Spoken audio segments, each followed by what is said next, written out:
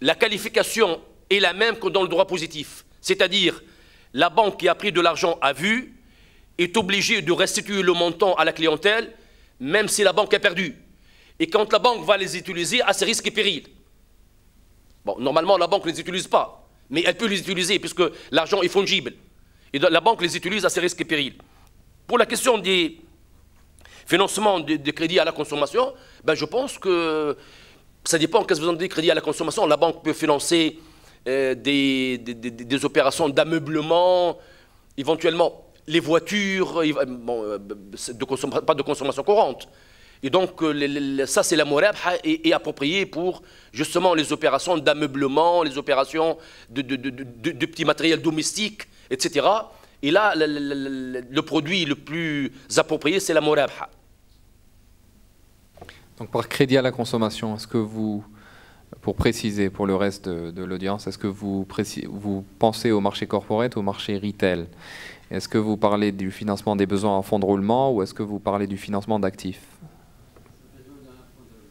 Ah, le BFR, bon, ça c'est autre chose. Bon, la question du fonds de roulement, il y a... La question reste ouverte, mais pour le moment, on n'a pas un produit approprié pour procurer de l'argent frais à la clientèle contre rémunération.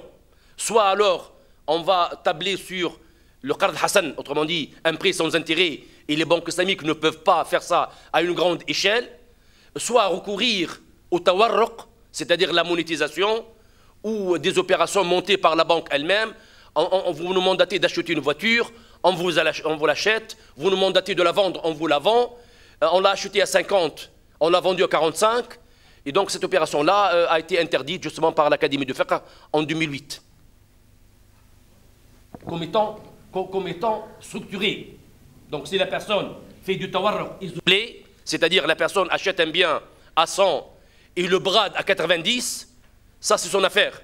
Mais une fois, ce qu'on appelle le tawarruq al-munazam, structuré, autrement dit, le tawarruq tel qu'organisé par une institution financière, l'Académie du fiqh ne l'a pas accepté, et beaucoup de banques ont respecté cette solution-là, et certaines banques le font. Je pense qu'on a le temps pour 2 intervenants en plus, donc cette table a été silencieuse, donc on va prendre votre question. Monsieur ?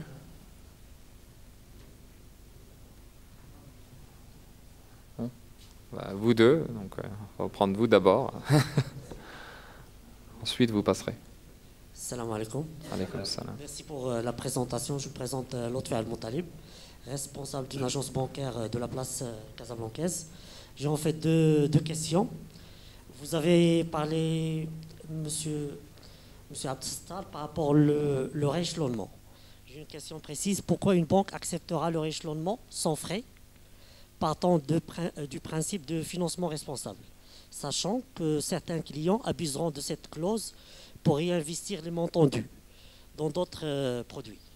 La première question. La deuxième question, pour les banques islamiques actives sur le marché des particuliers, y a-t-il l'équivalent de produits adaptés pour les clients, à l'exemple d'avance sur salaire et découvert? Merci. Je prends la deuxième question, j'enchaîne, puisqu'elle a quand même une relation avec la question précédente. C'est que procurer de l'argent frais, bon, mais la question d'avance sur salaire, etc., la banque peut le faire, comme étant un geste à la clientèle. Mais rémunéré, non. Donc la banque peut faire un service d'avance sur salaire comme étant des facilités, mais sans être rémunéré. Bon, pour ce qui est un produit... je dirais de manière courante, etc., qui serait un produit où on peut avancer de l'argent frais contre rémunération, à part le tawarruq qu'on avait tout à l'heure, je ne vois pas d'autre solution pour le moment. Par contre, maintenant, pour la question du besoin, notamment en fonds de roulement, pas toujours on a besoin de l'argent cash. On est en train de présenter la question comme si tous les besoins étaient l'argent cash. Pas forcément. Un client a un besoin, on va lui dire quel est votre besoin, et on peut éventuellement lui financer un produit tel que la murabha. Voilà, donc pas forcément toujours, on présente la question comme si le besoin est toujours de l'argent cash. Pour ce qui est du réchelonnement, quand même, la finance islamique a des grandes lignes. Il ne faut pas qu'on se contredise. D'une part, on ne donne pas de l'intérêt, on ne perçoit pas, etc. On considère que la monnaie est un étalon, on considère ça. Et puis tout d'un coup, on va étendre la période contre une somme d'argent qui n'a pas sa raison d'être, en fait, qui n'a pas de contrepartie, sauf le temps. La contrepartie, c'est le temps. On va dire qu'on va vous donner 2 montant, me semble un problème. Il y a une question d'éthique, et là, ça touche un petit les fondements. Ça touche les fondements de la finance islamique en elle-même. Donc, la précaution serait que la banque doit faire attention et doit accompagner la clientèle, prendre certains risques, et éventuellement ne pas accepter de réchelonner si la situation ne donne pas des indices de redressement. Parce que, pourquoi réchelonner? C'est parce qu'on a des espoirs. Si la situation est compromise, à ce moment-là, il vaudrait mieux ne pas réchelonner. Donc là, ça doit être donné à l'appréciation de l'institution financière. Et je pense, pour compléter votre point, il faudrait préciser par rapport à l'instrument de financement. Est-ce que vous faisiez référence à Murabaha pour le rééchelonnement de la dette? Du salam. Non, pour le salam, différent. C'est autre chose. Non, pour le salam, justement, le réchelonnement peut être dû à l'impossibilité de se procurer le bien. Là, à ce moment-là, il a un droit, justement, c'est plus compliqué. Là, il a un droit, nous avons une obligation, il lui a un droit d'attendre à ce que le produit soit procuré par le marché, parce qu'il y a des catastrophes, il y a de la grêle, il y a du verglas, etc. Donc la question posée, c'est que dans ces situations-là, justement, le réchelonnement devient une obligation. C'est plus compliqué. Voilà, donc vous voulez rebondir sur le même point? Oui, oui, vous pouvez passer le micro et puis ensuite on vous le rend. S'il vous plaît.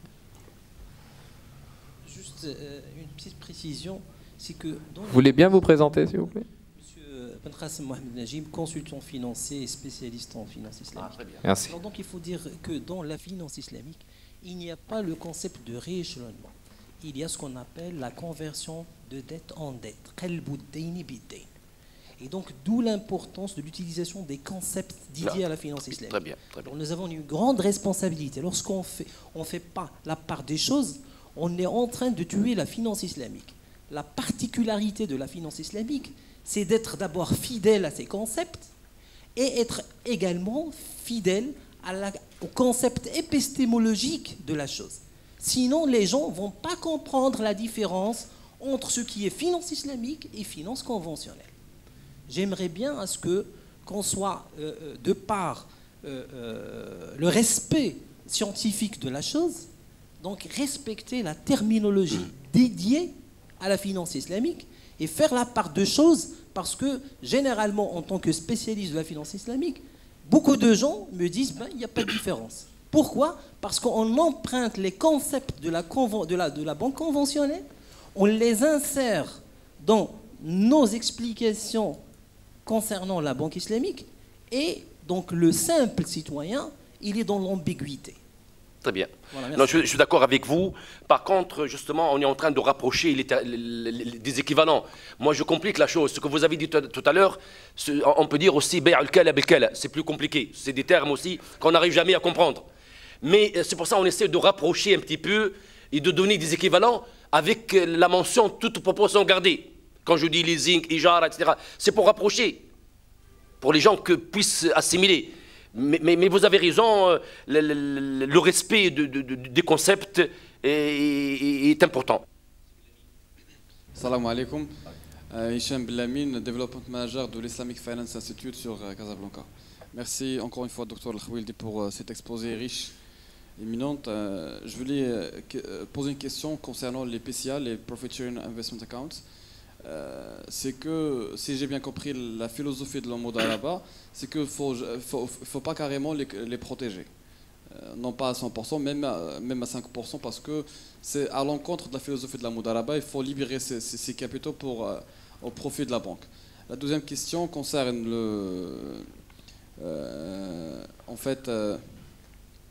c'est pas une question que vous avez donnée maintenant, c'est un constat. Si vous êtes d'accord, oui, voilà. est-ce qu'il faut enlever la protection carrément pour les PCA? Concernant le leaseback, monsieur, j'aimerais savoir quel est le problème chariatique avec le leaseback. Est-ce que ça relève de l'Aïna ou quoi exactement? Merci. Voilà, pour justement ce que vous avez dit pour la Moudarba. D'ailleurs, le problème, c'est que quand on a un système conventionnel, voilà le problème épistémologique, vous l'avez dit, quand nous avons un système conventionnel qui a 4 siècles et qui a imposé ce concept, donc maintenant on est dans la défensive. Moi, je suis en train de défendre la Moudarba en disant que non, il n'a pas, parce que les gens ont l'idée que tout doit être garanti. Donc, il y a toute une mentalité que maintenant on est en train de se défendre. Parce que, justement, le problème, c'est que je suis soupçonné maintenant. Je suis suspect, je suis soupçonné, je dois vraiment dire que la Moudarba, il y a 2 catégories d'associés, l'un doit travailler, l'autre subit la perte, donc je dois tout justifier parce qu'il y a un système qui nous a précédés et qui a imposé justement ces règles de garantie.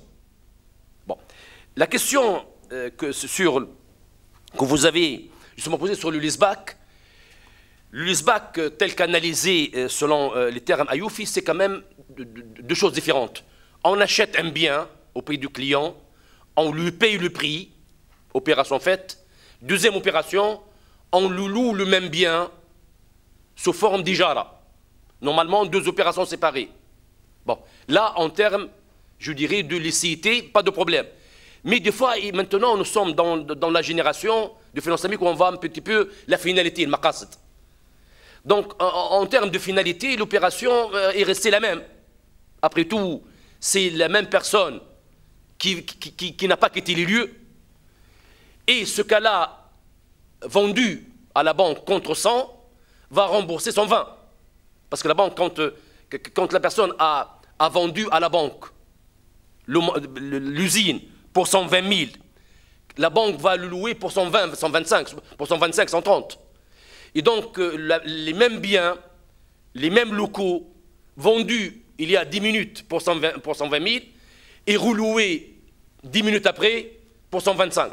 Bon, la question de la finalité qui pose, mais sur le plan séparation d'opérations, etc., l'opération tient.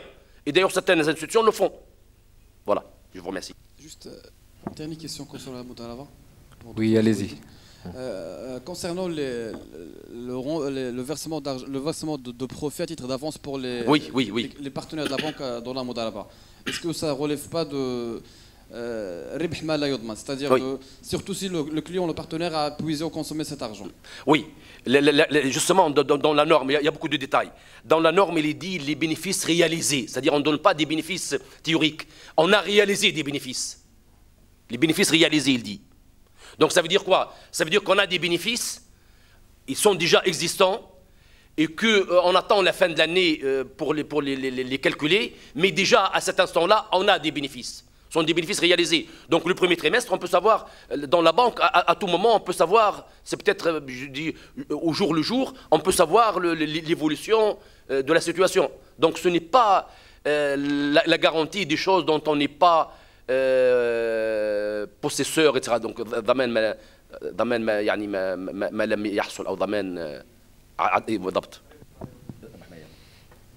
va s'arrêter là parce que les arabisants, je pense, ça court pas la rue aujourd'hui.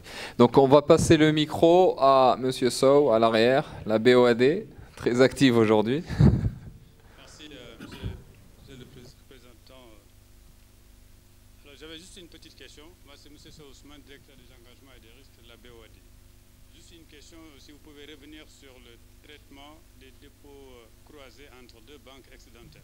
Tout à l'heure, vous avez abordé, je vois pas, je voulais savoir l'intérêt et l'utilité de ces dépôts. Voilà, quand on avait cité, il faut voir le contexte un petit peu, ce n'est pas vraiment un produit courant. Quand on avait cité justement cette opération, nous avons dit parmi les options, parmi les solutions qui peuvent éventuellement aider, donner de l'oxygène aux banques islamiques, qui n'ont pas recours au marché monétaire, c'est quand il y a un excédent de liquidité, ça pourrait être donné à une banque conventionnelle, et le jour J, quand la banque islamique a besoin, c'est l'autre banque qui la dépanne, entre guillemets. C'est vraiment une opération de dépannage, en attendant à ce qu'il y ait un marché financier inter-banque islamique, si j'ose dire.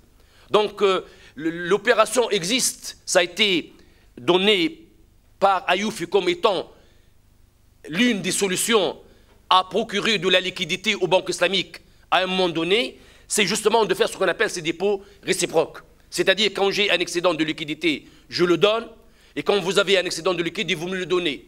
Mais ce n'est pas rémunéré. C'est comme si vous faites un dépôt à vue, quand vous avez un excédent, et à un moment donné, vous me donnez un dépôt à vue pour me dépanner une semaine, 10 jours, etc., quand vous avez un excédent. Bon, c'est une solution qui tient, mais quelle est sa faisabilité sur le terrain, c'est autre chose. Parce qu'enfin, vous avez pas mal de produits qui peuvent être licites dans l'absolu, mais dont l'application sur le terrain est moindre. Bon, ça, c'est quand même... On donne des solutions déjà, dans l'absolu, et la pratique peut être une pratique assez poussée, comme ça peut être une pratique restreinte. Mais la solution, elle tient. Bon. Le mot de la fin. Donc, je pense qu'une dernière question de M. Belhamine, s'il vous plaît. Si vous pouvez faire... Allez-y. Allez-y, le micro. Alors donc, concernant votre question, il faut préciser que, certes, il y a cette possibilité qu'il y ait des coopérations entre les banques, mais il ne faut pas tomber dans une clause à ce que ce qu'on appelle, le prêt, c'est un acte caritatif. Et cet acte caritatif ne doit pas donner naissance à une clause de réciprocité. D'accord? Donc si vous mettez dans l'acte entre deux banques que demain je vous donnerai aujourd'hui 100, à condition que demain, lorsque j'aurai besoin, vous allez m'alimenter par 100, c'est-à-dire que ce qu'on appelle en fiqh al-mu'amalat jar naf'an fa huwa la yajuz. Naf' mutabadal à condition qu'il ne soit pas stipulé dans le contrat. Parce que c'est ça la sensibilité de la finance islamique. Merci. Donc, une dernière question, s'il vous plaît. Au fond, à droite, Monsieur Kamoro. Au fond.